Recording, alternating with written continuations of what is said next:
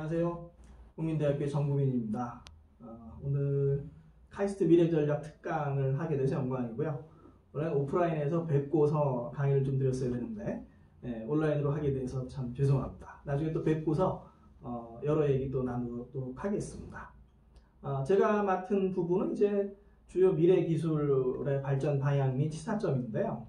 뭐 다양한 관점에서 볼 수 있지만 오늘은 일단 CS 2020을 중심으로 각 기술들의 발전 방향과 시사점을 좀 정리를 해보도록 하겠습니다. 원래 제 강의는 기술적인 내용이 많은데요. 이제 지난번에 이명호 센터장님 강의에서 CS 얘기도 많이 나왔기 때문에 진행하는데 무리가 없을 것 같습니다. 제가 이제 주요 전시회를 많이 가는데요. 그 전시회 관련 영상은 CS 관련 영상은 요 링크에 넣어놨습니다. 그래서 나중에 이제 보시면 될 것 같고요. 유튜브 채널 구민선생에 이제 다 올려놨습니다. 한번 한 40개 정도 올렸는데 한번 보시면 될 것 같습니다. 저는 이제 국민대학교 전자공학부에 있고요. 작년 2학기하고 올 1학기가 이제 안식년, 연구년이거든요. 그래서 현대자동차 생산기술센터하고 LG전자 CTO 부문의 이제 자문교수를 맡고 있습니다. 올 1학기까지고요. 네, 코로나 바이러스 때문에 잠깐 좀 멈춰있는 상태긴 하고요. 그리고 이제 유비벨록스하고 휴맥스의 사회이사를 맡고 있고요. 스타트업 두 군데의 이제 자문교수를 좀 맡고 있습니다. 그래서 업체 쪽에서 이제 듣는 얘기도 많이 있는데요. 그래서 자세한 얘기는 또 좀 세부적으로 들어가는 얘기는 나중에 또 오프라인에서 만나서 얘기를 나누도록 하겠습니다. 예전에 이제 삼성전자하고 네이버 쪽에서 또 이제 자문교수를 했었고요. 네. 연구실에서 주로 진행하는 거는 이제 스마트카하고 인공지능하고 이제 IoT, 웨어러블 이런 부분을 좀 진행을 많이 하고 있고요. 네, 교육도 좀 하고 있습니다. 그리고 전시회는 이제 CS, MWC, 이파, 모터쇼 이렇게 갔는데요. 네, 올해는 좀 많이 제약이 좀 될 것 같습니다. 아마 잘못하면 CS만 가게 되지 않을까 싶은데요. 갔다 와서 이제 글을 좀 많이 쓰고 있고요. 전시회 자체의 글은 주로 이제 iNews 24에 올리고 있고요. 관련해서 이제 방송이나 이런 부분 좀 나가는 부분 좀 있고요. 자료는 이제 연구실 학생들이 많이 좀 도와주고 있습니다. 그래서 올해는 한가은 학생하고 이창석 학생하고 김명관 학생이 이제 CS 같이 갔었고요. 자료 정리를 많이 좀 도와줬습니다. 네, 목차는 일단 CS 2020 주요 동향을 좀 보고요. 그 다음에 CTA가 2020년도에 기술 진화 방향이 이런 방향으로 갈 거다라고 예측한 부분이 있거든요. 그래서 그런 부분 한번 좀 정리를 하고요. 각 기술 키워드별 주요 동향을 보도록 하겠습니다. 사실 이제 제 강의, 이번 강의의 핵심은 이제 이쪽이 될 거고요. 그리고 그런 어떤 주요 기술 트렌드 말고 이제 세부적인 기술 트렌드들도 있거든요. 이제 그런 부분들 이제 좀 정리를 좀 하고서 마무리를 좀 하도록 하겠습니다. 네, 그럼 CS 2020 주요 동향부터 좀 정리를 해보도록 하겠습니다. 미디어데이 이틀하고 일반 전시 4일이 있었고요. 그리고 이제 지금 CS는 이제 뭐 2008년에 경제 위기로 좀 어려움을 겪었었는데 그 당시에 스마트카 로봇으로 영역을 확대하면서 세계 최대의 IT 융합 기술 전시회로 자리 잡고 있습니다. 한 10년 정도의 이제 주요 키워드를 보면 아무래도 이제 어떤 예전에는 이제 가전이 중심이 됐던 거죠. 스마트 가전이나 스마트 TV 부분 있었고요. 2010년, 2011년 이때는 이제 어떤 스마트폰에 대한 부분도 좀 있었습니다. 그러다가 2014년에 이제 자동차 전시가 본격적으로 이제 확산이 되고요. 2016년에 오면 이제 CTA 쪽으로 CEA였거든요. CTA로 이제 이름을 바꾸는데 단체가 뭘 강조하냐면 이제 서비스 콘텐츠 생태계를 강조합니다. 그러니까 가전 제품만 팔거나 하드웨어 완제품만 파는 것이 아니고 그 하드웨어를 통해서 어떻게 서비스나 콘텐츠 생태계를 만들어 갈 것인가를 이제 강조를 하고요. 사실 이제 우리나라 업체들 입장에서는 좀 아쉬운 부분이 됩니다. 이제 아무래도 이제 미국 업체들이 이제 중심이 되니까 그런 부분이 좀 있고요.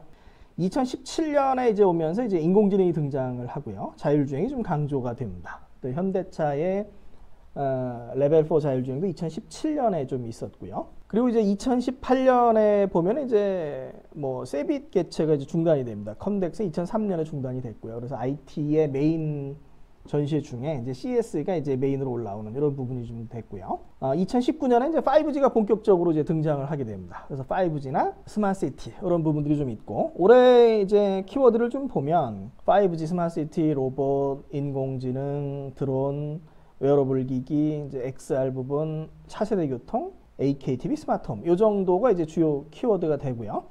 그리고 올해 이제 또 특별히 재밌는 부분은 뭐가 있냐면 2017년에 이제 선박업체 카니발이라는 데에서 한번 기조연설을 했는데 별로 재미가 없었거든요. 근데 올해는 이제 항공업체 델타의 기조연설이 있었고요. 매우 재밌었습니다. 그리고 이제 그렇게 디지털 트랜스포메이션의 빠른 변화가 전 산업에 걸쳐서 일어나고 있다. 이것도 또 하나의 중요한 부분으로 우리가 좀 볼 수 있겠습니다. 제가 대략적으로 이 CS 2020 11대 트렌드를 한번 좀 정리를 해봤는데요. 이제 거시적으로 보면 한 3가지 정도를 좀 볼 수가 있고요. 그래서 보면 데이터의 시대, 그리고 5G, IoT, AI 융합이 강화되는 트렌드는 이제 계속 이어지고 있고요. 그 다음에 그런 어떤 트렌드 내에서 5G, IoT, AI 융합이라는 트렌드 내에서 각 업체들이 이제 산업 영역 확장에 노력하고 있다. 이런 부분이 이제 하나의 중요한 트렌드가 되고요. 그 다음에 전통 산업 업체들이 이제 테크 기업 진입을 위해서 노력을 하고 있다. 항공이나 건설이나 농업이나 이런 부분들을 또 하나 이제 우리가 주요 키워드로 볼 수 있겠고요. 국가별로 볼 때는 이제 중국의 영향력이 작년보다 더 낮아지면서 이제 전 시장에서는 우리나라와 이제 미국 업체들이 많이 활약을 했다. 이런 부분이 좀 있고요. 스타트업 부분에서 이제 뭐 프랑스, 미국, 한국, 이스라엘 이 정도의 나라들이 이제 핵심이 되어 있습니다. 다음에 이제 오늘 이제 살펴볼 기술적인 부분을 보면은 디스플레이가 점차적으로 이제 확산이 되는 부분이 있습니다. 이제 사람이 정보의 80%를 시각에서 얻기 때문에 이제 디스플레이 중요성이 대두된다. 이런 부분이 하나 중요 트렌드로 좀 보실 수 있고요. 그다음에 AI 에브리웨어 부분들. 인공지능이 점차적으로 좀 확산되는 부분이 있습니다. 음성 인식 인터페이스가 확산되고, 그다음에 AI 칩 경쟁이 심화되는데 이제 우리나라가 어떻게 대처할 것인가 이런 부분이 좀 있고요. 다음에는 역시 이제 모빌리티의 변화와 이제 미래 도시 부분들, 이제 플라잉 카가 어떤 변혁을 갖다 줄 것인가 이런 부분들이 좀 있고요. 모빌리티 변화, 미래 도시와 이제 도시 변화를 좀 고민해라 이런 부분이 좀 하나 중요한 트렌드가 되겠습니다. 다음에 웨어러블 디바이스는 이제 운동과 치료로 진화하는 부분이 좀 있고요. 식품의 미래 부분, 이제 식물성 인공고기나 수증기에서 만드는 물이나 스마트팜 부분, 식품의 미래는 결국 친환경하고 연결이 되는데 이제 그런 트렌드를 우리가 한번 좀 보면 될 것 같습니다. 그래서 이런 부분들을 중심으로 뒤에서 쭉 한번 살펴보도록 하겠습니다. 또 하나는 CS 2018 같은 경우에는 중국 업체들이 상당히 많았거든요. 중국 업체도 많고 관람객도 많았는데 이제 작년하고 올해는 이제 더 줄었습니다. 이제 상당히 많이 줄어서 우리나라의 어떤 위상이 많이 강화가 됐다. 이런 부분 한번 좀 보면 좋을 것 같고요. 다만 이제 우리가 미중 무역 분쟁의 이제 여파를 보면 작년에 이제 프랑크푸르트 쇼를 갔는데요. 이제 거기서 어떤 일이 좀 있었냐면 전시가 상당히 약했습니다. 근데 그 원인 중에 하나가 뭐냐면 중국 시장이 안 좋아지면서 이제 독일의 자동차 업체가 고전한다. 이런 부분이 있거든요. 그래서 유럽은 중국에 스마트폰을 팔아주고 중국은 유럽의 자동차를 소비를 했었는데 미중 무역 분쟁의 유탄이 이제 독일로 갔고요. 그리고 이제 우리나라 업체들 입장에서는 이제 뭐 주요 대기업에는 어느 정도 호재가 될 수 있는데 이제 부품 수출을 하는 이제 중견기업에는 어려움이 가중되는 약간 양면적인 측면을 좀 가지고 있다. 이런 측면도 하나 또 볼 수 있겠습니다. 기조연설이 4개가 있었습니다. 삼성전자, 벤츠, 델타, 퀴비가 있었는데 각각 좀 의미가 있고요. 이제 삼성전자는 이제 경험의 시대를 강조를 했습니다. 그래서 지능형 홈 로봇, 이제 볼리라고 하는 부분들이 있고요. 그 다음에 웨어러블 로봇 기반의 AR 피트니스를 얘기를 했고요. 벤츠는 이제 영화 아바타에 나오는 아바타를 바탕으로 이제 비전 아바타라고 하는 친환경 차량을 하나 좀 내놨습니다. 그래서 영화에서 어떤 자연과 사람이 교감하듯이 요 차도 저 자연과 사람, 차량의 조화 부분이 있고요. 작년부터 이제 전기차에 나오는 이슈 중에 탄소 중립 이슈가 있습니다. 그래서 전기를 어떻게 친환경적으로 생산할 것인가. 그 다음에 모터와 배터리를 만들 때 히토류를 어떻게 줄일 것인가. 히토류를 개발하면서 자연이 많이 망가지기 때문에 이제 그런 부분들. 그 다음에 배터리의 재사용을 어떻게 늘릴 것인가. 이 3가지를 고려한 차량이다. 이렇게 보시면 되겠고요. 델타 같은 경우에 이제 고객 동선을 최적화하는 하는 부분들, 고객과 직원의 편의를 증진하는 부분, 이런 부분이 있고요. 그래서 짐을 많이 들어야 되니까 웨어러블 로봇으로 뭐 짐을 든다든가 이런 부분 좀 있었고요. 그다음에 퀴비에서 이제 스마트폰 전용 동영상 서비스를 이제 선보일 예정입니다. 예, 이미 뭐 투자도 많이 받았고요. 뭐 가로 세로 전환한다든가 이제 스마트폰에서 볼 수 있는 짧은 숏폼 OTT라고도 하는데 짧은 영상들을 이제 많이 제공하는 서비스 이렇게 됩니다. 그래서 그 4개의 기조 연설이 있었고요. 각각이 이제 또 의미를 가지는 이런 기조 연설이었습니다. 그래서 잠깐 그 주요 제품 및 전시를 영상하고 잠깐 좀 보겠습니다. 그래서 현대차 UAM이고요. 잠깐 이제 보시면.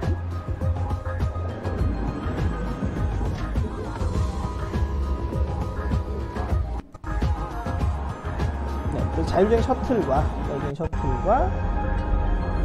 UAM 대용 항공기 부분이 이제 조화되는 이런 부분이죠. 그래서 도시에 이제 허브를 둔 다음에 그 허브의 지붕 부분에서 이제 뭐 비행기가 날아가도록 이렇게 좀 설계를 좀 했고요. 그래서 어떤 미래 스마트 도시의 어떤 새로운 부분을 좀 보여줬다 이렇게 보시면 될 것 같고요. 그 다음에 퀄컴의 스냅드래곤 드라이브 이제 자율주행 플랫폼입니다. 자율주행 인공지능 플랫폼이 기존에 엔비디아밖에 없었는데 퀄컴이 이제 새롭게 하나 좀 보여줬고요. LG의 이제 4세대 디스플레이입니다. 이게 전시용이긴 한데 한번 보시면 곡선을 가는 4세대 디스플레이고요. 그다음에 삼성의 더월입니다. 이제 뒤에 이제 마이크로 디스플레이 부분이 나오는데 앞으로 이제 디스플레이를 많이 바꿀 그런 디스플레이를 좀 보이는 거죠. 잠깐 좀 보겠습니다.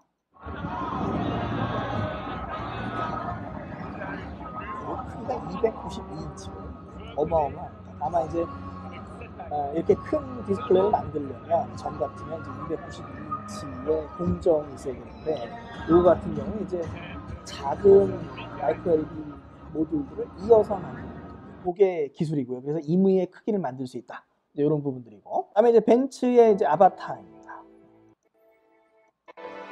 그래서 사람이 타서 그리고 이제 영화 아바타에서 영혼의 나무 교감하듯이 교감하는 그런 부분을 좀 볼 수가 있습니다.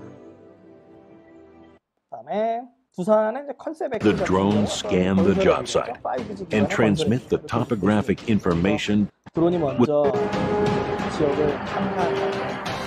Each piece of Doosan equipment will be loaded with the work plan and will operate automatically. 다음에 이제 LG의 이제 차세대 커넥티드 카거든요. 웹 OS 기반인데 잠깐 좀 보시죠. 네, LG 커넥티드 카고요. 드디어 LG 전시장의 한가운데에 전시가 됐습니다. 네. 안으로 한번 들어가 보겠습니다. 디스플레이가 엄청나게 많이 들어가 있거든요. 이제 옷장이 하나 좀 보시면 네, 여기도 들어가 있고요. 자, 아까 앉아 보겠습니다. 여기는 냉장고도 하나 있습니다. 다양한 부분들을 이제 넣은 차세대 커넥티드 카고요. 특히 이제 강조되는 뭐가 강조되냐면 예, 옷을 걸 수가 있고요. LG 웹 OS 기반의 디스플레이가 좀 강조가 됩니다. 네. 그다음에 도요타의 우븐시티. 네. 이명호 센터님 강의에도 아까 좀 나왔고요. 그래서 사람과 자동차가 조화되는 자율주행 전용 도시의 모습입니다. 이런 게 좀 있었고요. 그다음에 뭐 이제 벨로다인의 벨라비트, 자율주행용 라이다 센서, 그다음에 삼성의 가정용 로봇 볼리. 그 정도가 어떤 CS2020의 주요 제품으로 우리가 정리를 해볼 수 있겠습니다. 주요 회사들을 보면은 플라잉카가 상당히 좀 이슈가 됐었고요. 그다음에 LG의 롤러블 TV라든가 웹OS, 식물 재배기 부분이 있었고요. 그다음에 퀄컴이 올해 전시를 상당히 잘했거든요. 그래서 5G PC 부분, 클라우드 AI 칩이나 자율주행 플랫폼 부분이 있었고요. 삼성의 뭐 더월이라든가 볼리라든가 이런 부분이 있었습니다. 벤츠, 두산, 벨로다인, 스타랩, 프로젝트 네오는 뒤에 인공지능 부분 잠깐 보고 가겠고요. 그 다음에 이제 구글 어시스턴트의 확장 부분들, 이런 부분들을 CS2020의 주요 이슈로 우리가 살펴볼 수 있겠습니다. 다음에 파트 2는 이제 CTA가 2020년대 기술이 어떤 방향으로 발전할 것인가를 정리한 부분이 있거든요. 그러니까 어떤 데이터의 시대의 상징적인 부분인데 잠깐 좀 정리를 좀 해보고 가겠습니다. 그래서 이 페이지는 이제 작년 페이지고요. 그래서 CS2019에서 이제 2020년대는 데이터의 시대다 이렇게 규정을 했습니다. 그래서 5G, 빅데이터, 인공지능, IoT를 융합하는 데이터의 시대가 될 거고요. 그럼 이제 데이터의 시대에 무엇이 중요한가 이런 부분이죠. 그래서 그런 키워드들, 5G 업체들라든가 빅데이터 부분, 그래서 클라우드가 중요하고요. 클라우드의 데이터 처리를 위해서 인공지능 프로세서들이 좀 중요하고 뭐 이런 부분들을 이제 얘기를 좀 하고 있습니다.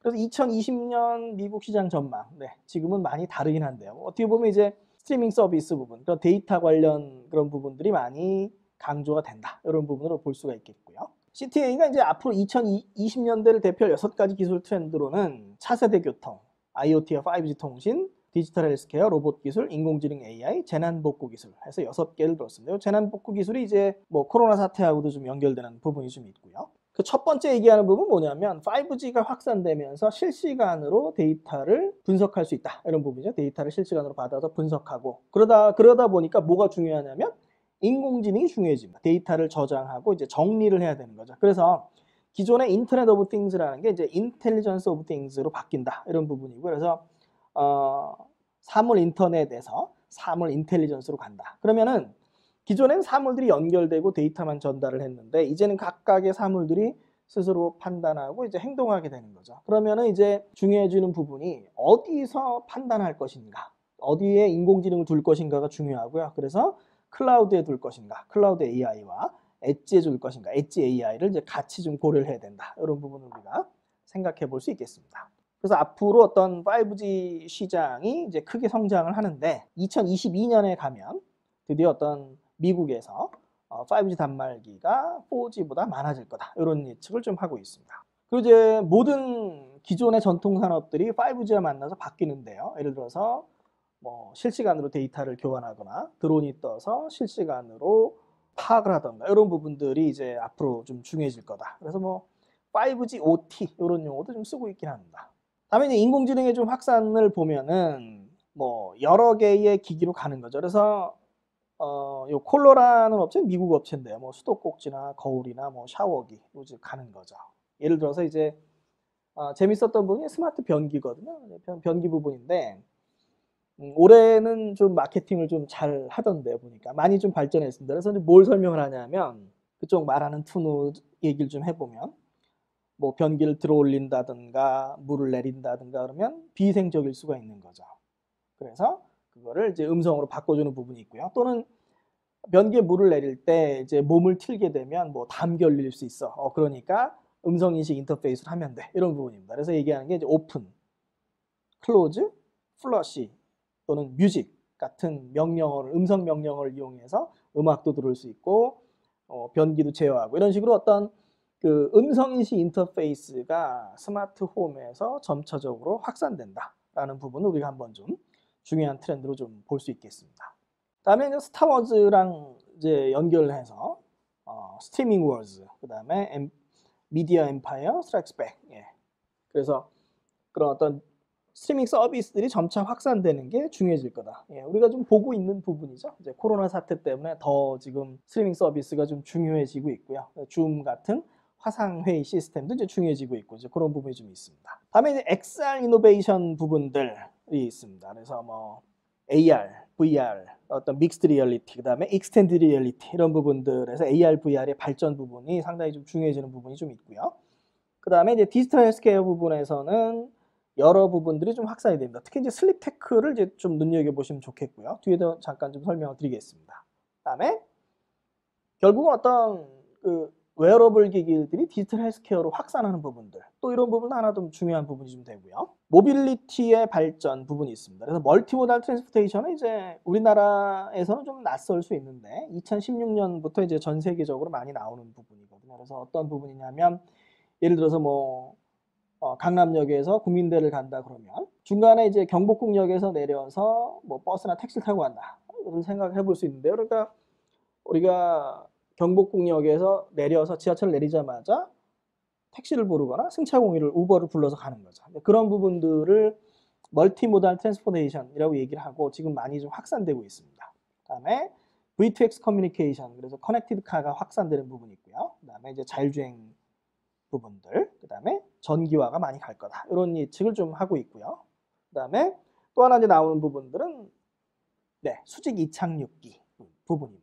우리가 이제 플라잉카라고 하는 부분이고요. 사실 뭐 플라잉카라고 하면은 차가 변신하면 좋은데 그런 건 아니고요. 이제 항공기인 거죠. 항공기인데 도심에서 쓸 수 있는 항공기입니다. 그래서 요 플라잉카를 강의를 하면 가장 많이 받는 질문이 두 가지거든요. 첫 번째는 뭐냐면 헬리콥터랑 차이가 뭔가 부분하고요. 두 번째는 얼마나 빨리 올 것인가 부분인데요. 헬리콥터랑 차이를 보면은 상당히 안전합니다. 지금 현대 같은 경우는 이제 날개 8개 중에 한 2-3개 정도 고장이 나도 이중화 설계를 통해서 안전하게 운행이 가능하다. 이런 부분이 하나 있고요. 이제 또 하나는 뭐냐면 도심 운행이 가능하도록 소음을 줄였다라는 거죠.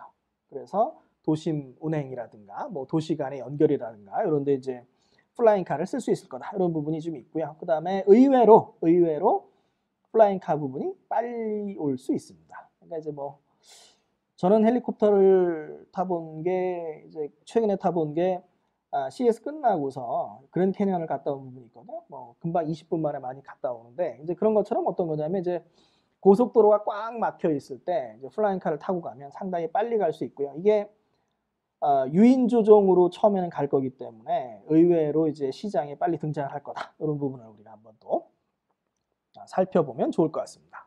다음에 이제 중요한 부분은 로봇의 확산입니다.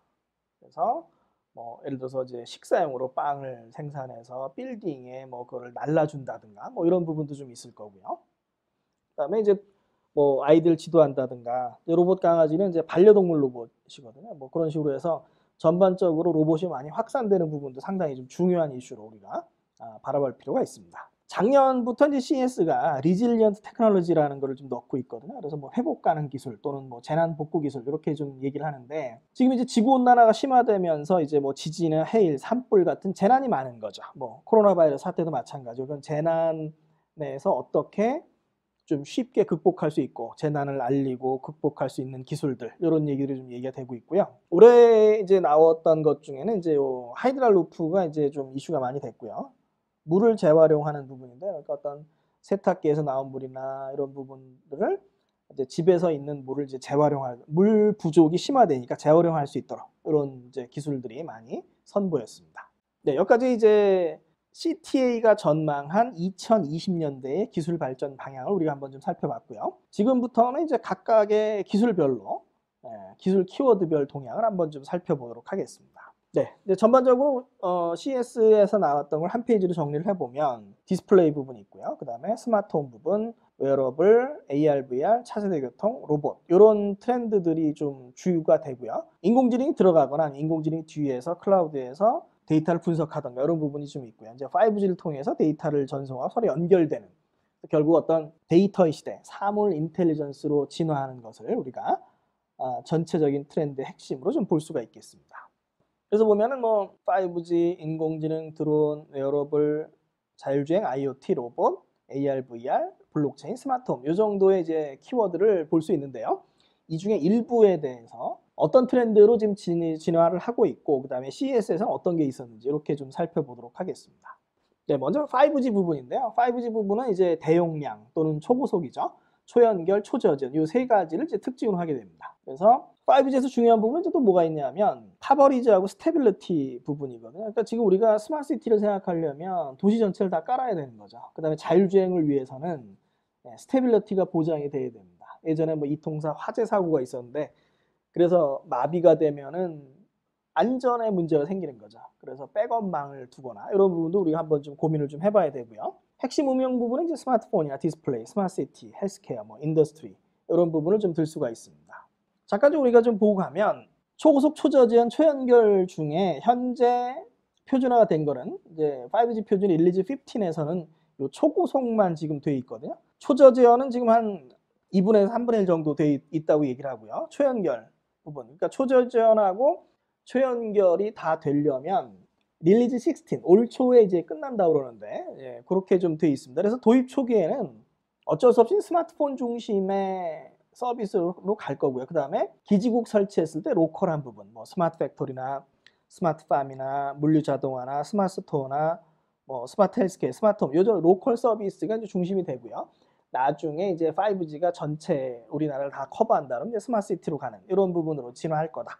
이런 걸 한번 좀 보시면 될 것 같습니다. 네, 올해 5G 주요 이슈를 한번 좀 정리를 해봤는데요. SA로 진화하거든요. 스탠드얼론 부분. 그러니까 예전에는 지금 상용화된 5G는 진정한 5G가 아니다. 이런 얘기도 좀 있거든요. 그러니까 4G망 위에다가 5G 무선망만 뒀었는데 유선망을 5G로 바꾸는 게 이제 올해 이제 있을 거고요. 이렇게 되면 이제 뭐가 되냐면 고품질 스트리밍 서비스가 이제 활성화될 거다. 계속 이제 스트리밍 서비스 얘기가 나오죠. 그다음에 유선망에서의 지연 시간이 단축되면서 뭐 인터넷 접속이나 이런 부분에서도 많이 좀 이득을 볼 수 있을 것 같습니다. 그게 이제 올해 핵심 이슈고요. 이제 또 하나를 좀 보면은 지금 되어 있는 건 3.5기가 5G인데 28기가 5G가 상용화가 언제 될 거냐 이런 얘기가 좀 이슈가 하나 있고요. 또 하나는 이제 비면허 5G입니다. 예를 들어서 이제 스마트 팩토리를 구축을 하면 우리가 이동통신사에 요금을 지불을 해야 되는데 그런 부분 말고 이동통신사에 요금을 지불하지 않아도 스마트 팩토리를 구축할 수 있는 5G를 얘기합니다. 그래서 2월 24일에 전자신문 기사가 하나 있었고요. 이제 비면허 5G 대역에서 6GHz 대역에서 최대 1.2GHz 폭 공급하는 것을 과기정통부에서 고민하겠다. 이런 기사가 하나 있었습니다. 그래서 이런 게 이제 5G의 주요 이슈다. 이런 걸 한번 좀 보시면 되고요. 그럼 실제 이제 CES에서는 이제 어떤 일이 있었나 잠깐 보겠습니다. 삼성전자 쪽에서 이제 나온 부분, LG전자 부분에 어떤 스마트폰들이 있었고요. 이제 퀄컴의 5G PC가 있습니다. 이게 상당히 좀 재미있거든요. 그러니까 기존에 우리가 노트북을 들고 다니면 어디에 연결하냐? 와이파이에 연결을 하는 거죠. 그러면 우리가 뭐 장소를 이동하던가 다 와이파이 비밀번호 다 알아서 다 바꿔야 되는데 이제 5G 연결이 되면 그럴 필요가 없습니다. 패스워드 바꿀 필요가 없이 쭉 5G에 연결이 되는 거죠. 물론 이제 약간 미래 일이긴 한데요. 그 다음에 또 뭐가 되냐면 그렇게 5G 연결되면 메모리가 필요가 없어집니다. 노트북에서 메모리를 최소화하고 다 클라우드로 연결하는 거죠.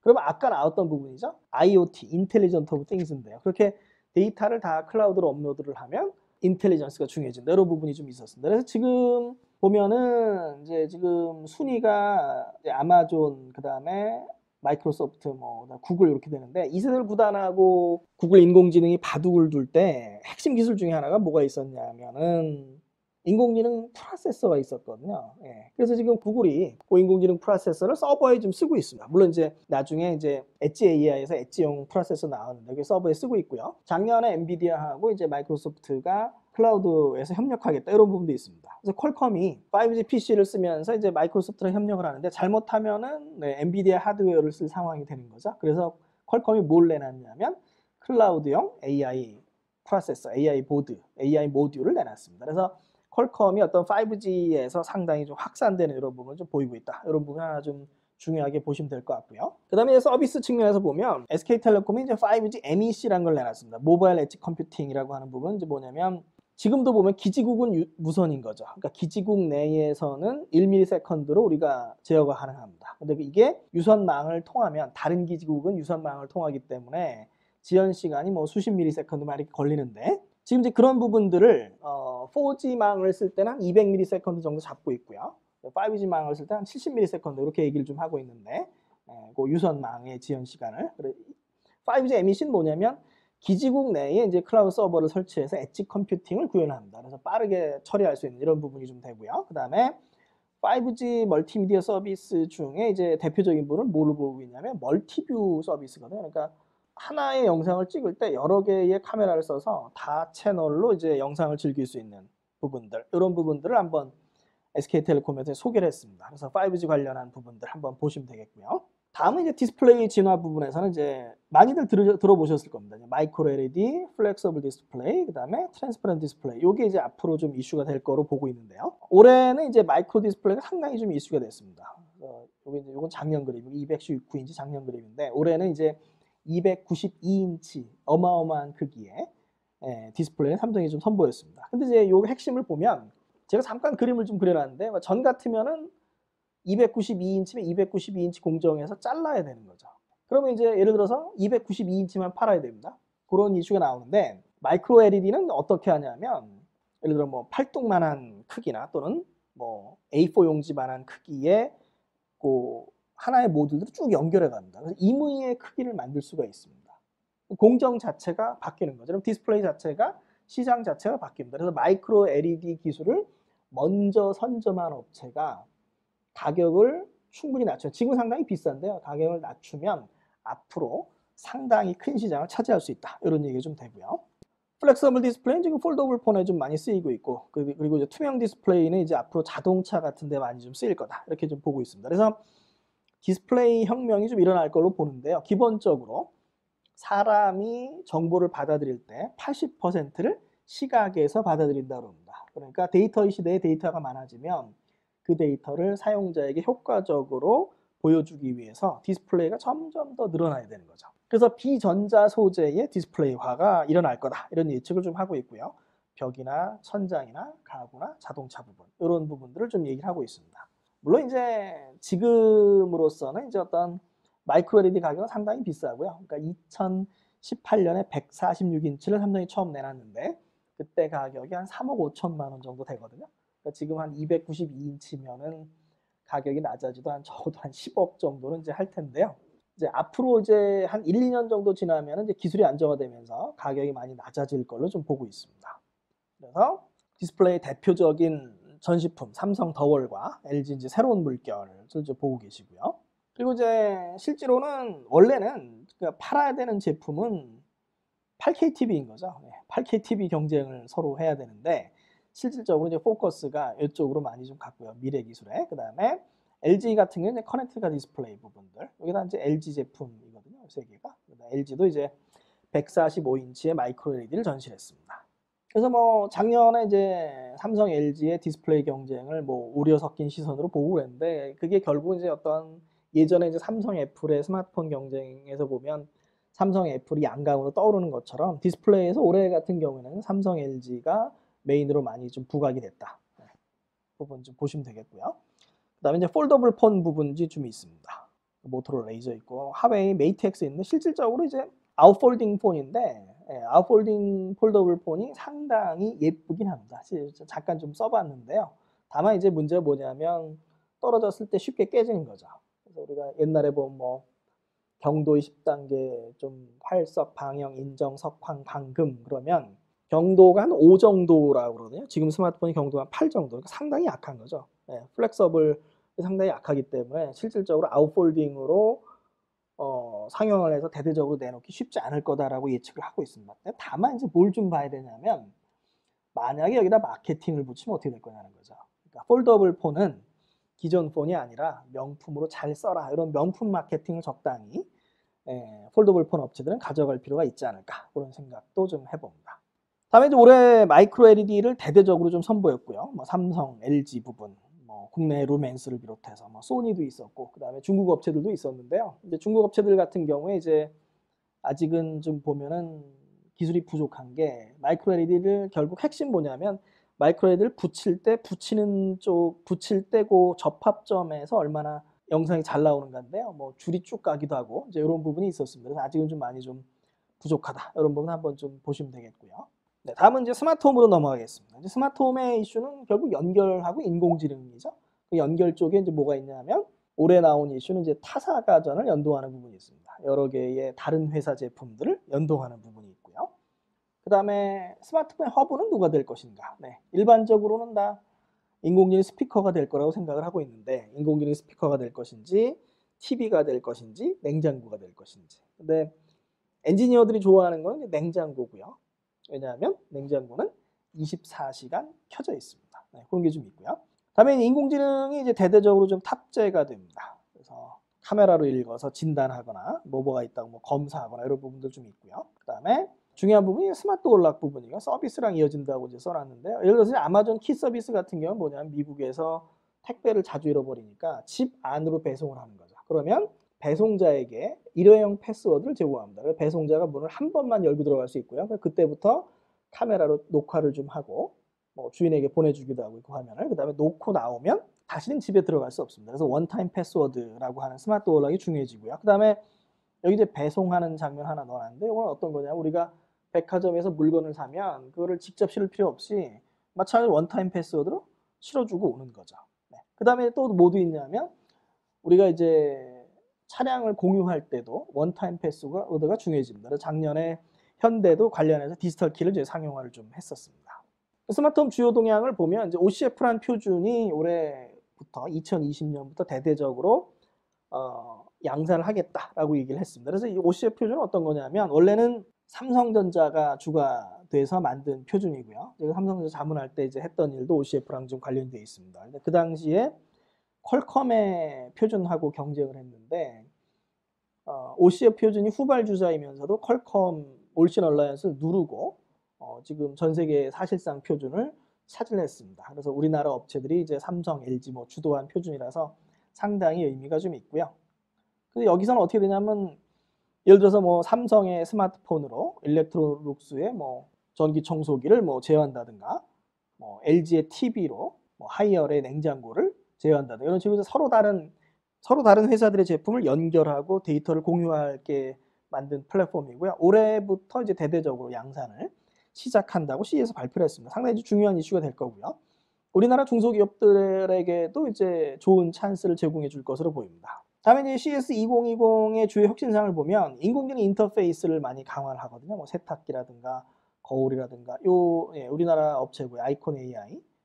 아이콘 AI가 이번에 3월에 아마존의 UX 인증을 받았습니다. 이제 어떤 거냐면 인공지능 스피커라고 해서 음성만 나오는 것이 아니고 화면하고 연동하는 거죠. 우리나라 중소기업이고요. 뭐 공기청정기도 있고, 그다음에 보안 강화, 조명 부분, 뭐 이런 부분이 스마트홈에서 중요한 부분으로 좀 볼 수가 있겠습니다.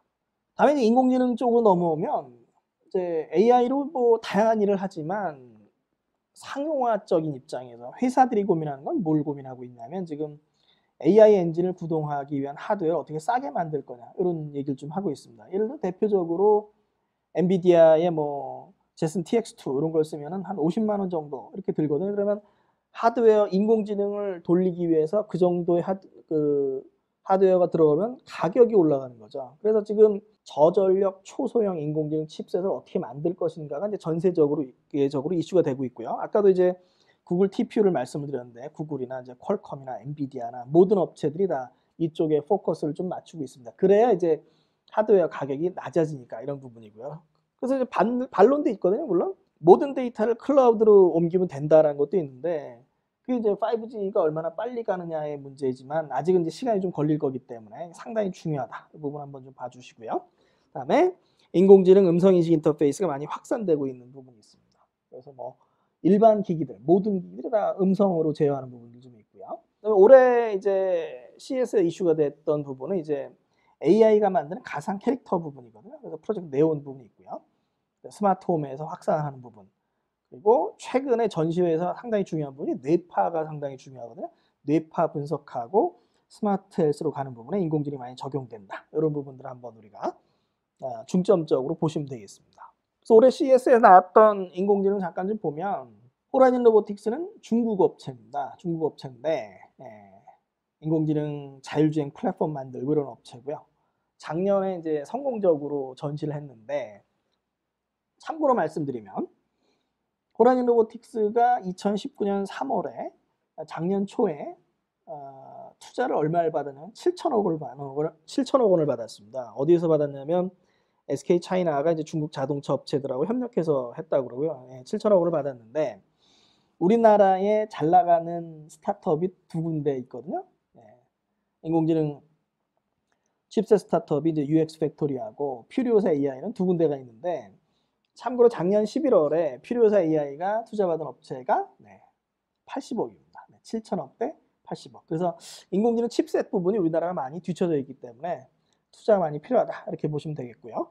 다음에 이제 인공지능 칩셋이 이제 범용 칩셋도 있지만 퀄컴의 클라우드 AI 칩도 범용이죠. 어떤 전문적인 칩셋도 있거든요. 그러니까 영상 처리나 음성 인식을 하는 전문적인 칩들도 있습니다. 그래서 젠피라든가 신티안트라든가 이제 그런 부분이고 예를 들어서 이제 신티안트라는 게 이제 어떤 역할을 하나 우리가 잠깐 좀 보면 기존의 인공지능 스피커는 코드를 꽂아야 되는 거죠. 근데 신티안트는 아마존 알렉사 지원 칩이 초저전력이기 때문에 예를 들어서 배터리로 구동하는 인공지능 음성 인식 기기도 만들 수가 있습니다. 이제 이런 식으로 인공지능 하드웨어가 상당히 중요해지고 미국과 중국 업체들 중심으로 가는데 우리나라가 상당히 뒤처져 있다. 이런 부분 한번 우리가 좀 체크를 좀 해봐야 될 것 같고요. 인공지능 음성인식 인터페이스 봤고요. 스마트홈에 확산되는 부분. 그 다음에 올해 재밌는 부분 이제 그 피부 관리 및 분석하는 부분이거든요. 잠깐 영상 하나 좀 보시겠습니다. 얼굴에 이제 쓰면 여기서 빛이 나오는데 LED가 나오는데 한광 학생이 썼습니다. 그러니까 이제 일단 LED 마스크를 쓰면 피부 상태를 분석을 해주고요. 그러면은 이제 저 기기를 통해서 이제 클라우드에서 자동으로 얼마나 LED 마스크를 쓰고 있어야 되는지 뭐 빛의 양이라든가 이런 걸 조절. 다 보셨나요? 이제 어떤 거냐면 우리가 이제 LED 마스크를 쓰면 이거를 어떤 강도로 얼마나 해야 되는지를 우리가 조작을 했는데 지금 어떻게 이걸 쓰면은 데이터를 클라우드에서 분석해가지고 자동으로 이제 구동시켜주는 이런 부분이죠. 네, 룰루랩 우리나라 업체고요. 바나는 이제 이스라엘 업체입니다. 그런 업체들이 좀 있었고, 그 다음에 퀄컴의 이제 자율주행 플랫폼이 이슈가 상당히 됐습니다. 왜 됐냐면 기존에는 이제 엔비디아 프로세서 같은 경우에는 이제 보통 우리가 이제 그 톱스라는 표현을 씁니다. 초당 몇 조 회 연산을 할 수 있느냐. 그래서 300 톱스에 한 300와트 정도의 전력을 소비를 했습니다. 근데 퀄컴 같은 경우에는 이제 300 톱스에 한 60와트 정도? 이 정도로 이제 전력 소모를 크게 낮춰서 올 한 해 상당히 좀 이슈가 될 걸로 봅니다. 자율주행 쪽에 보고요. 다음에 이제 인공지능 프로젝트 네온이 있었습니다. 네온이 삼성하고도 좀 관련이 좀 있는데 이제 어떤 부분이냐면 이렇게 이제 어떤 가상의 캐릭터를 만들어내는 거죠. 근데 여기에 있는 캐릭터들 자체를 가상으로 하는 게 아니고 네온이 하는 건 뭘 하냐면 이분들은 이제 실제 있는 분들이고요. 네온이 하는 거는 말하거나 동작할 때 그런 모션이나 입모양이나 이런 것들 가상으로 만들어주는 겁니다. 근데 지금 이제 어떤 수준이냐면 그 말하는 것은 실시간으로 이제 뽑아내고요. 뭘 수 있고 동작 같은 경우는 아직 실시간으로 뽑아내지 않고 오프라인으로 뽑아내는 요 정도 수준으로 보시면 됩니다. 그래서 전시회에 있던 데모를 잠깐 보시겠습니다. 안녕하세요. 무엇을 도와드릴까요? Or even Mandarin Chinese. 你好，请问我有什么可以帮你？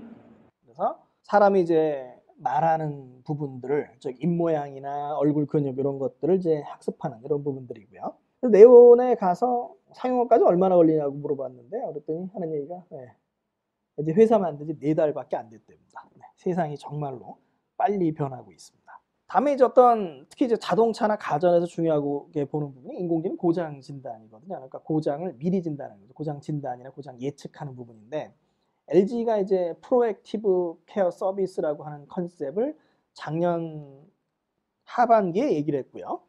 CS 2020에서 뭘 얘기했냐면 2021년에 PCC를 적용한 가전 100만 대 이상을 이제 판매하겠다 이렇게 얘기를 했습니다. 그래서 예를 들어서 우리가 이제 여름에 에어컨을 켤 때 당황하는 경우가 많은데 미리 뭐 부품이 부족하면 필터를 바꾸든 필터를 배달해주고 그다음에 고장 나면 수리기사를 보내서 수리해주고 이런 부분들을 다 맞춰주는 거죠.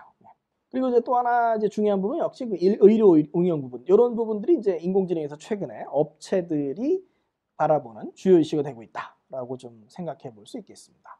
다음에 이제 AR, VR을 보면 이제 몇 가지 이슈가 있거든요. 임머시브 AR, VR이라고 하는데 우리가 몰입형 AR, VR입니다. 그래서 우리가 이제 볼 때 해상도가 낮으면 뭐 멀미가 나거나 이제 불편한 거죠. 그래서 그 해상도를 어떻게 높여줄 것인가. 근데 그렇게 하려면 엄청나게 많은 데이터를 보내야 되니까 그러지 않고 아이 트래킹을 통해서 눈이 바라보는 부분만 선명하게 보여주는 이런 얘기도 좀 많이 나오고 있고요.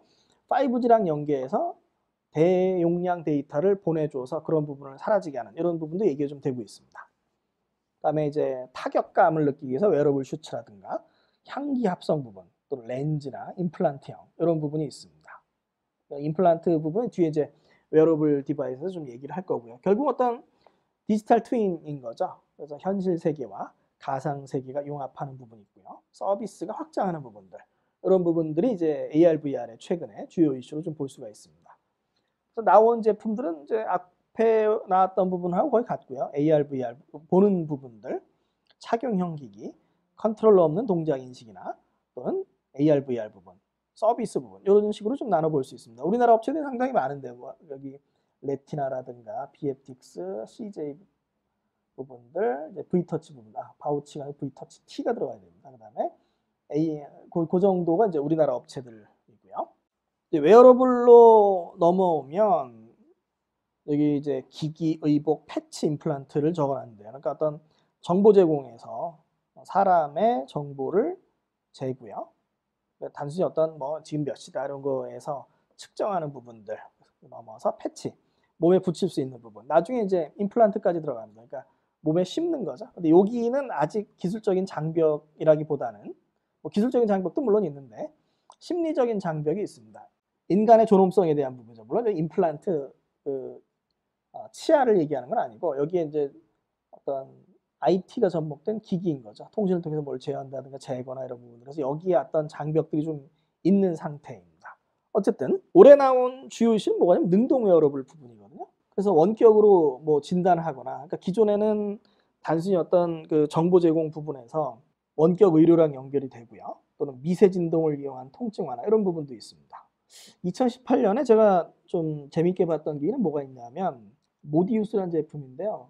머리에 쓰고서 1시간 있으면 렙틴이라는 물질을 생성을 해줍니다. 식욕 억제 물질이거든요. 다이어트를 해주는 제품인데 국내 인증은 못 받은 것 같아요. 아마 그 인증 문제 좀 우리나라 제도 문제 때문에 인증을 못 받지 않았나 싶은데 뭐 정확하지는 않습니다. 그냥 모디우스에 연락했더니 한국 대리점이 있다고 그러는데 그 업체가 안 파는 걸로 봐서 아마 인증 문제지 않을까 싶은데 이제 그런 부분이 좀 있었고요. 그 다음에 예를 들어서 이제 미세 진동을 위한 통증 완화, 이제 예전엔 퀘리라는 회사가 있었거든요. 그러니까 퀘리라는 회사가 하는 거는 뭐 팔이나 다리에 이렇게 차고 있으면 미세 전류 자극을 통해 통증을 줄여주는 거죠. 이제 미국 쪽은 이미 그런 제품들이 승인이 났다는 얘기고 우리나라가 약간 한 발 늦기는 합니다. 그래서 올해 우리나라가 나온 게 참케어의 제품은 이제 차고 있으면 혈압을 잴 수 있는 이런 기기들이 좀 있었고요. 그다음에 뭐 기기가 다양해지는 부분들, 그다음에 여전히 웨어러블 디바이스의 전력 공급이 좀 문제가 좀 되고 있는 부분이 있고요.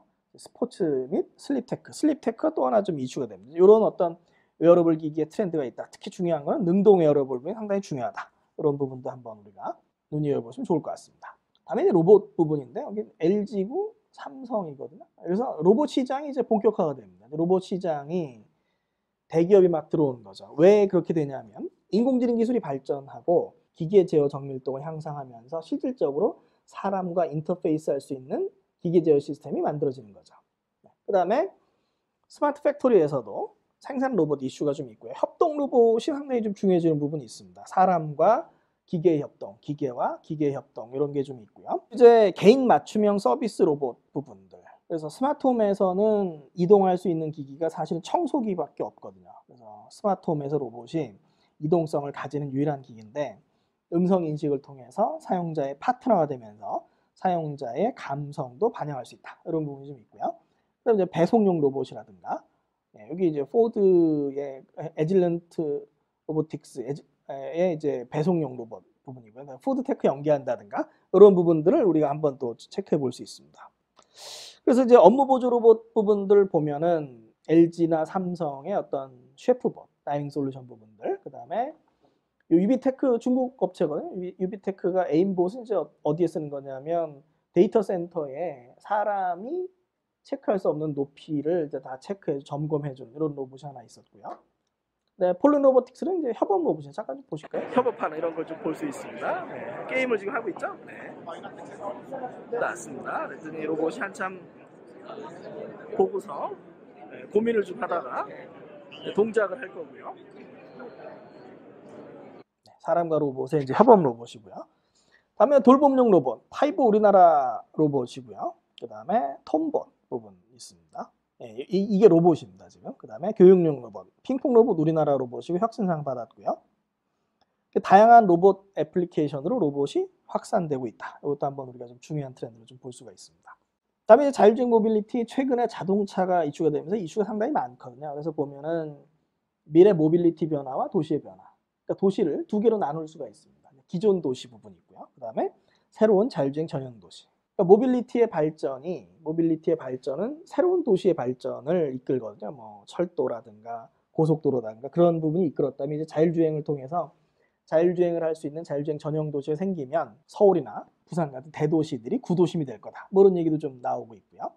그 다음에 플라잉 카를 통해서 도시 이동을 조금 더 편리하게 해보겠다. 이런 게 좀 있습니다. 다음에 어떤 자율주행 차량이 대대적으로 선보이는 부분이 좀 있고요. 그 다음에 퍼스널 모빌리티 부분, 자율주행 센서, AI 자율주행 플랫폼, 그 다음에 차세 통신 기술, 자율주행 실내 공간 및 컨텐츠, 차량용 소프트웨어 이 정도를 이제 주요 이슈로 좀 볼 수가 있습니다. 하나하나 다 볼 시간은 없고 몇 개만 잠깐 중요한 부분 보겠습니다. 전 시간에도 좀 나왔던 부분인데요.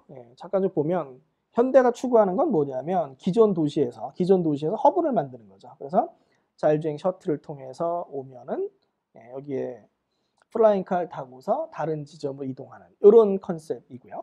두 번째 나온 이제 우분시티 같은 경우에는 자율주행 전용 도시입니다. 우분이라는 게 이제 도요타가 원래 방직 업체에서 시작했고 위부가 이제 천을 짜다라는 의미인데 우분 같은 경우는 도요타가 잘 짠 도시 뭐 이렇게 되는 거죠. 그래서 사람과 자율주행 셔틀이 조화되는 여기 이제 차가 자율주행 셔틀만 다니는 거죠. 그런 어떤 자율주행 전용 도시를 새롭게 시도하는 이런 부분을 좀 얘기를 했습니다. 그다음에 자율주행 차량 상당히 여러 개 있었고요. 이 차량은 이제 요 현대 자율주행 허브에 쓰이는 그런 차량이고요. 도요타 이팔레트 자율주행 셔틀이 있었고요. 그다음에 벨로다이는 라이더 업체고요. 토르드라이브는 우리나라의 자율주행 업체죠. 르노보는 소프트웨어 업체입니다. 우리나라의 차세대 융합기술연구원에서는 이제 실내용 1, 2인승 이동 차량을 좀 내놓기도 했고 그래서 다양한 차량들이 발전하고 있다. 이렇게 좀 보시면 될 것 같고요. 올해 이제 특별히 좀 눈여겨볼 부분은 이제 자율주행 센서 부분입니다. 우리가 보면은 라이다, 레이더, 카메라가 이제 주가 되거든요. 올해 보면은 보쉬가 세계 제1의 부품 업체인 보쉬가 이제 라이다 시장에 진출하겠다. 이렇게 선언을 좀 했고요. 그다음에 벨로다인이 세계 제1의 라이더 업체인 벨로다인이 이제 $100짜리 고정형 라이다를 내놨습니다. 네. 근데 라이다를 발표한 업체들이 엄청나게 많습니다. 뭐 미국, 독일, 뭐 중국 해가지고 엄청나게 많고요. 우리나라도 SOS랩과 카네비컴 두 업체가 이제 라이다를 발표를 했습니다. 그래서 최근에 이슈는 뭐냐면 기존 라이다는 이제 회전을 했는데 회전하면 회전부가 망가지기 때문에 어떻게 고정형으로 갈 것인가. 근데 그 고정형 라이다는 또 측정할 수 있는 거리가 짧아서 그런 이슈가 좀 하나 좀 있고요.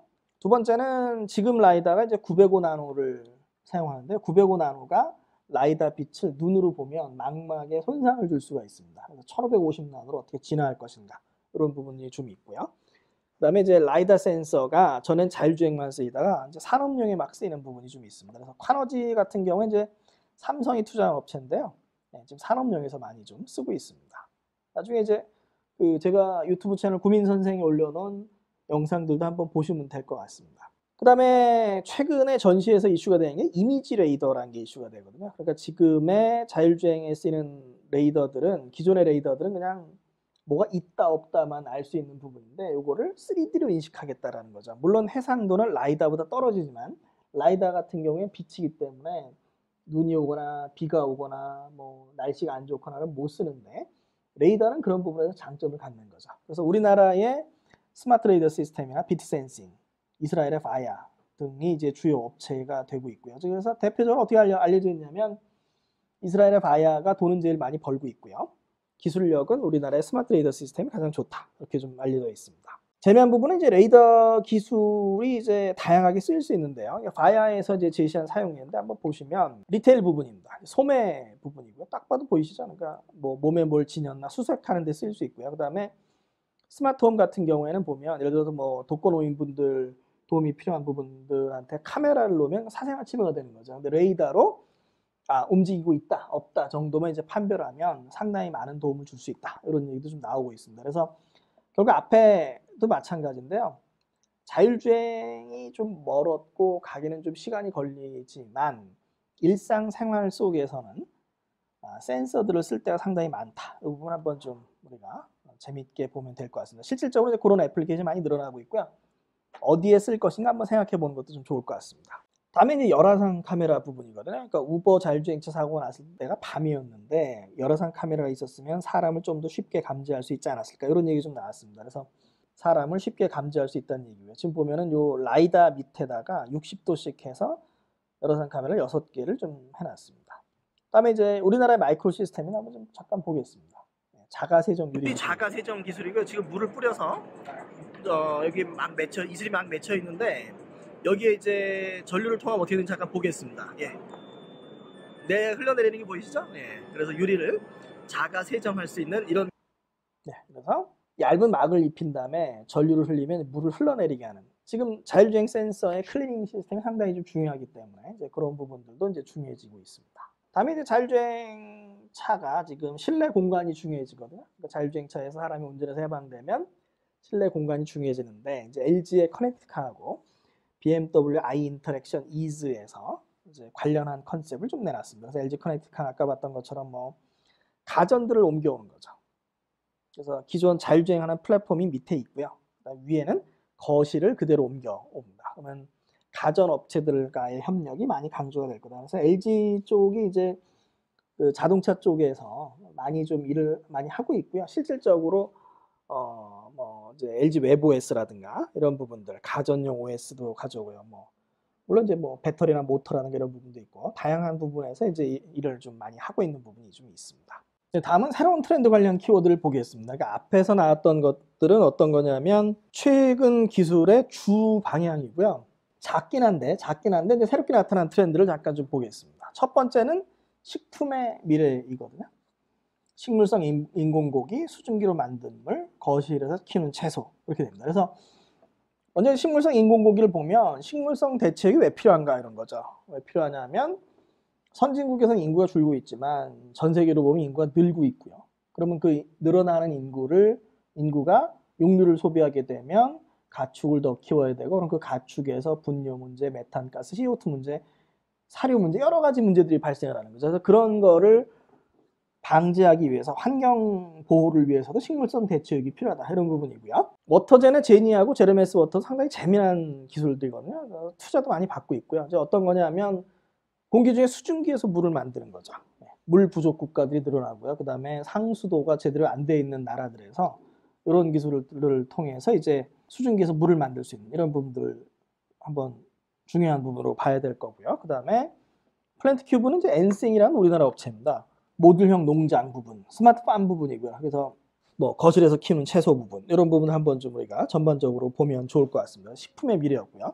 두 번째는 향기와 탈취거든요. 이제 영화 기생충에도 좀 나왔던 부분인데요. 그래서 보면 컴포즈라는 업체, 프랑스 업체인데 상당히 잘 만들었습니다. 그래서 보면 어떻게 되냐면 각 지역별로 꽃향기를 합성을 해주거든요. 그 다음에 무도라든가 퍼퓸 블렌더는 이제 우리나라 업체인데 올해는 안 나왔습니다. 작년에 나왔었는데 어떤 거냐면 이제 향수를 만들 수 있는 이런 부분이거든요. 재미난 업체고요. 그 다음에 이 벤텍스도 우리나라 업체인데요. 이제 항균 탈취 스티커입니다. 그래서 붙여두면 항균도 되고 탈취도 되고 얼마 전에는 이제 코로나 바이러스에도 이제 뭐 효과가 있다 이런 걸 받아서 다양하게 좀 쓰일 수 있을 것 같습니다. 붙여놓으면 되는 이런 부분이고요. 그러니까 어떤 항균 물질을 하나 발견을 해서 그거를 이제 스티커에 입힌 거죠. 그리고 뿌리는 제품도 있고 다양하게 좀 쓸 수 있습니다. 다음에 이제 반려동물이거든요. 이제 반려동물 시장, 커가는 반려동물 시장. 그 다음에 반려동물이 아무래도 뭐 수명 문제라든가 이런 뭐 수명이 짧다 보니까 그래서 또 반려 로봇도 좀 나오게 되는 부분이 좀 있습니다. 그래서 보면 첫 번째 나오는 제품은 고양이의 대소변을 인식해서 건강 상태를 모니터링하는 제품입니다. 사람도 잘 안 하는 거를 그만큼 어떤 반려동물 시장이 많이 커진다 이런 부분이고요. 뭐 웨어러블 트래커도 하나 있었고 두 로봇은 이제 로봇입니다. 반려동물을 대신할 수 있는 반려 로봇도 이제 그 시장도 커가고 있다. 여러분 한번 좀 보시면 좋겠고요. 다음에 이제 슬립테크하고 뇌파입니다. 어고테크나 이제 슬립 넘버 같은 스마트 베드나 이제 수면 보조 부분이죠. 사람의 뇌파를 측정하거나 아니면 사람이 잘 잘 수 있도록 만들어주는 부분들 어떤 슬립테크가 상당히 좀 중요한 이슈가 되고 있다. 한번 보시면 될 것 같고요. 이제 앞에 나왔던 능동 에어러블을 잠깐 좀 다시 한번 좀 정리를 해보겠습니다. 네오팩트 우리나라 업체고 그 다음에 하지 제어할 부분이고 룰루랩 우리나라 업체 아까 잠깐 보셨고 그다음에 참케어 같은 경우에 이제 우리나라에서 최초로 인증을 받은 손목 시계형 혈압 측정기입니다. 그러니까 손목에 차고 있으면 혈압이 뜨는 거죠. 지금 113 이렇게 떠 있습니다. 터치 포인트는 이제 미국 제품이고요. 이제 손목에 차고 있으면 미세 진동을 발생시켜서 안정에 도움을 주는 이런 제품들. 능동 웨어러블 상당히 중요하다. 앞에 나왔던 트렌드긴 한데 한번 이제 봐주시면 될 것 같습니다. 다음에 뭐 스마트카 잘 중에 우리나라 업체들 몇 개를 좀 모아봤습니다. 레이더 업체들이었고 모모브이 같은 경우는 이동형 광고거든요. 위치 기반 광고 플랫폼입니다. 그래서 여기에 이제 배달 차량에 뭐 디스플레이를 달아가지고 광고를 디스플레이하는 부분인데 이제 이동형 광고를 줄 수 있다라고 얘기를 하고 있고요. 상당히 뭐 재미난 얘기를 하나 거기서 하는데요. CS 현지에서 예를 들어서 이제 곧 4월 15일이면 선거철이니까 기호 몇 번 하면 그 주위에 이제 쫙 광고를 해줄 수 있는 거죠. 그래서 그런 어떤 위치 기반 광고 플랫폼으로 회사와 배달자가 서로 수익을 나눠 가질 수 있다. 이런 부분이 있었고요. 그 다음에 모트렉스하고 옐로나이프. 옐로나이프가 이제, 옐로나이프는 현대차에서 분사한 스타트업이고요. 모트렉스는 이제 요 헤드유닛 관련 이제 중견 업체입니다. 그래서 보면은 우리가 이제 계기판이 디스플레이로 바뀌는데 그 디스플레이에 스킨을 다운로드 받을 수 있는 이런 솔루션을 하나 좀 내놨습니다. 그다음에 뭐 국내 뭐 자율주행 인식 솔루션. 그래서 요거는 이제 일회용 타투 제품이거든요. 예, 인공지능 업체고요. 그다음에 일회용 타투 업체 프링커 있었고요. 그다음에 인더케그 같은 경우에는 이제 맥주 만드는 그런 업체 부분이고요. 그다음에 아까 이제 웨어러블 디바이스가 배터리 문제가 좀 있다고 했는데 이제 구부러지는 배터리를 만들어서 그 웨어러블 기기용으로 쓸 수 있다. 지금 이제 시계줄에도 배터리를 넣을 수 있는 거죠. 네, 그런 부분도 있고요. 그다음에 이제 에티포스라는 업체는 이제 DSRC하고 CVTX를 동시에 지원하는 이제 업체 플랫폼을 만든 업체입니다. 해외 업체들 중에 이제 뭐 콜러 하이드라로 봤고요. 그다음에 넥스트마인드 뇌파 감지, 뭐 비추는 안독증을 보완한다든가 이런 업체들도 여러 가지 재미난 솔루션을 이제 선보였습니다. 네, 지금까지 이제 기술 진화에 따른 트렌드, 미래 기술 진화의 방향과 CS2020 사례를 좀 살펴봤는데요. 재밌게 보셨는지 모르겠습니다. 좀 이제 정리를 좀 해보면 디스플레이나 스마트홈이나 웨어러블, AR, VR, 차선 교통, 로봇 부분들이 있고요. 그 다음에 인공지능 부분들, 그리고 5G를 통해서 이제 데이터를 모으는 부분들, 데이터의 시대와 사물 인텔리전스 의심화, 이거를 하나의 주요 키워드로 좀 볼 수가 있겠습니다.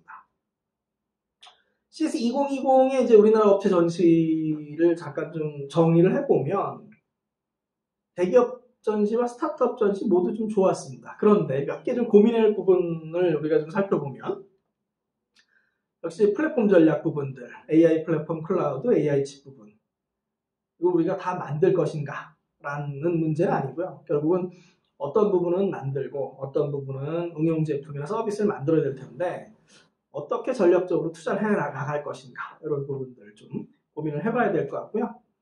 유니콘 성장 부분들이나 디지털 트랜스포메이션 이런 부분들을 조금 더 이제 고민해 보면 좋을 것 같습니다. 네, 마지막으로는 한번 이제 다 같이 한번 좀 생각해 보면 좋을 것 같아요. 정답이 있는 문제는 아니고 어떨까 한번 좀 고민해 보면 좋을 것 같거든요. 그래서 첫 번째 뭐냐면 데이터 시대와 경험의 공유가 이번 CS2020에서 앞으로 10년 동안 매우 중요할 거다 이런 트렌드인데 그럼 과연 어떤 회사들이 이제 유망할까 이런 부분이죠. 5G 업체들도 있을 수 있고요. 클라우드, 메모리, 프로세서, 데이터 여러 가지 측면들을 한번 좀 살펴보면 좋을 것 같고요. 인텔리전트 오브 띵즈에서 사물 인텔리전스에서 클라우드와 AI가 어떻게 역할을 나눌 것인지 그리고 인공지능 칩은 어떤 역할을 할 것인지 이런 것도 한번 좀 생각해 보면 좋을 것 같습니다. 네, 우리나라의 플랫폼 전략 정답은 없거든요. 그래서 결국 지금은 이제 아마존, 그 다음에 마이크로소프트, 구글 같은 결국 외부 업체들의 클라우드를 외국 업체들의 클라우드를 우리가 쓰고 있는데 과연 클라우드를 구축하는 전략으로 가야 될 거냐 이런 부분이 좀 있습니다. 얼마 전에 삼성전자에서 클라우드를 구축하겠다라고 발표를 했는데요. 네, 그것도 괜찮을 것 같습니다. 왜냐하면 삼성전자 메모리를 직접 생산하기 때문에 뭐 클라우드 구축해도 자사의 메모리를 갖다 쓰는 부분이 좀 큰 장점이 될 것 같고요. 인공지능 음성인식 엔진 개발하고 그다음에 응용하고 어떻게 포지셔닝을 할 것인가, 한국어 개발에만 집중을 할 것인가, 아니면 전체적으로 갈 것인가 이런 부분에 대한 고민도 좀 하나 있을 거고요. 그다음에 AI 칩 기술, 인공지능 칩 기술은 우리가 많이 뒤쳐져 있거든요. 아까 뭐 7천억, 80억 잠깐 말씀드렸는데 뭐 뒤처진 기술, 많은 투자 비용, 낮은 성공 확률을 고려하더라도 투자가 필요한가? 네, 개인적으로는 투자가 필요하다고 생각을 하는데요. 어쨌든 이제 그런 부분 한번 좀 있고요. 그리고 이제 우리나라 제품들이 주로 어떤 쭉 모아서 완제품인데 기반 기술과 소프트웨어에 대한 투자 방향성은 어떻게 될 것인가? 그런 것도 한번 좀 우리가 고민해 보면 좋을 것 같습니다. 다음에 이제 마이크로 LED는 아까 이제 나왔던 부분처럼 이렇게 쭉 모듈을 이어서 레고처럼 쭉 붙여서 만드는데 그 공정 혁신에 따른 영향이 어떻게 될 것인가? 네. 앞으로는 그러면 어떤 인력 충원이라든가 이런 부분하고도 좀 연계가 될 것 같고요. 그리고 이제 우리가 밖으로 접거나 안으로 접거나 폴더블 폰을 그렇게 되는데 이제 아웃폴딩 폴더블, 밖으로 접는 폴더블 폰은 상당히 화려합니다. 왜냐하면 디스플레이를 풀리 활용할 수 있는 거죠.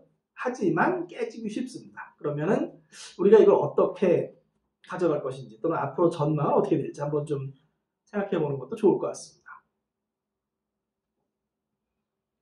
다음에 이제 원격 의료나 능동 웨어러블 기기의 제도 개선의 필요성, 네, 필요하다고 느끼고 있는데 개인정보 보호 등 어떤 제도 개선 시 고려사항은 어떤 게 있을 건지 이런 것도 좀 보면 좋을 것 같고요. 모빌리티 측면에서는 기존 도시의 자율주행화는 상당히 오래 걸릴 거라고 보는 거죠. 그러면 자율주행 전용 도시 설립이 또 중요해질 텐데 그런 부분들의 전략적인 부분들을 한번 고민해 보면 좋을 것 같고요. 플라잉카의 효용성은 어떻게 보시는지요? 네. 개인적으로는 상당히 중요해질 거라고 이제 보고 있고요. 그 다음에 아까 나왔던 자율주행 센서들이 일상생활로 막 들어오는데 아까 나왔던 부분들 말고 뭐 스마트홈이나 이런 부분들이 있을 거고 어떤 추가적인 응용과 사업 방향성이 있을 것인지 한번 전망해 보는 것도 좋을 것 같습니다. 네. 그 다음에는 반려동물 시장이 커지는데요. 뭐 어떤 기기 아이디어가 좀 있을까 이런 부분이 있고요. 반려동물 로봇의 시장성 어떻게 생각하시는지요? 네. 그런 부분들하고 그 다음에 가정용 로봇이 이제 많이 나오고 있는데 어떤 기능, 어떤 얼마의 가격을 책정을 하면 이제 구매가 활발해질까 이런 것도 한번 우리가 고민해 보면 좋을 것 같습니다. 여기까지 CS 2020으로 살펴보는 미래 기술 진화 방향과 트렌드를 좀 살펴봤고요. 네, 제 이메일은 gm1004입니다. 1004는 제 생일 10월 4일에 써놨고요.